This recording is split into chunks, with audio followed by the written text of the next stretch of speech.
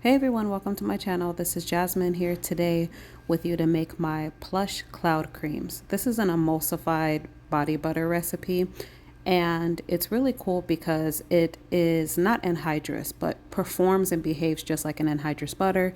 It's pretty heat resistant, and this is one of my little mini brands. So these are butters that I just made for myself with fun scents and colors. The base butter that I use for this is cocoa butter. I recommend a nice hard butter that you use so it has the thick texture. And then I use BTMS 50. You can use another emulsifier, but I like this one because it has a conditioning layer on it.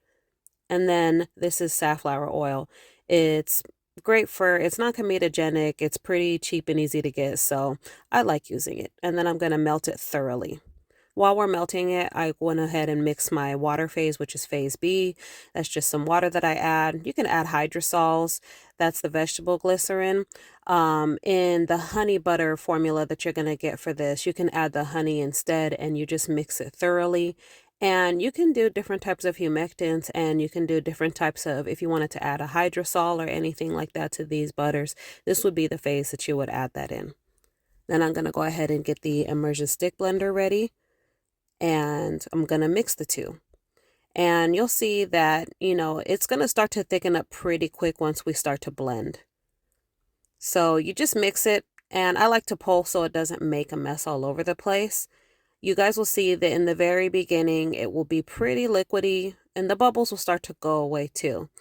But as you just kind of mix and rest and mix and rest, you'll see it starts to get significantly thicker. And then once it cools as we mix, that's the castor oil that I'm adding in. It's very rich in emollient, so I like to add that.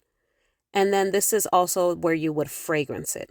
So you want to fragrance it before you add in the colors, just so you have that nice, even smell throughout your entire butter. And then you're going to go ahead and mix that in. And in the different variations for the cards, this is where you're going to add in any of the different fragrances and stuff like that for each different scent. And then you mix it, gets nice and thick. And now for the coloring portion, what you're going to do is you're going to separate it out into different bowls, and then you're going to add the color. In the formulas, it just calls for mica. I like to add a little bit of the liquid soap color just to give it pizzazz. But you can do just the mica. And so this is where you pipe it for those of you that want to pipe it in.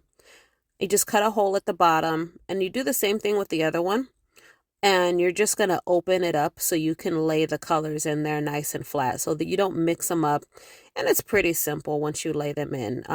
You just open it all the way, and then you're going to kind of see here in this next scene that I'm going to spread them out.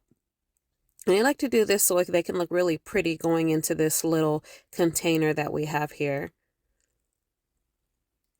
And so you just get your color, each different color. You can do 3 colors. I found that doing like 2 to 3 colors works best. A lot of colors doesn't really show as well. And the color that you want to show the most prominent, you're going to do in the middle. So for pan dulce, I chose like the 2 different, one is like a lighter tan and the other one is like a brown. And then I just add those on the side. And then the middle one is going to be kind of like that concha pink. And again, you're going to see that I add mica and a little bit of color drops here to make the colors really pop. But you can choose whatever works best for you. If you want to factor the drops in, just add in like 2 or 3 drops, and it works really well for the colors. And then I just add it in. I'm going to spread it.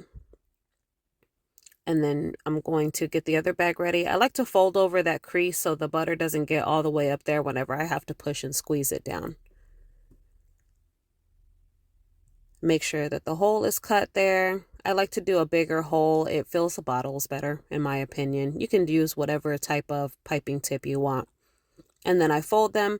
Now, it works best if the butters are a little bit thicker so they don't get runny, because I have made that mistake before. And then you just place it into that other bag. And I like to pinch, and I kind of like push everything down a little bit and then twist and squeeze at the top whenever I'm getting ready to pipe it in there. So it's nice and it doesn't really come back up. The color came out pretty nice, as you guys are going to see in this next little visual video I have here. In this video, a little tip that I give is I'm making it like an experience for the customer where they're selecting the conchas and then they get to see the piping. But I hope this was helpful, and I'll see you guys on the next one.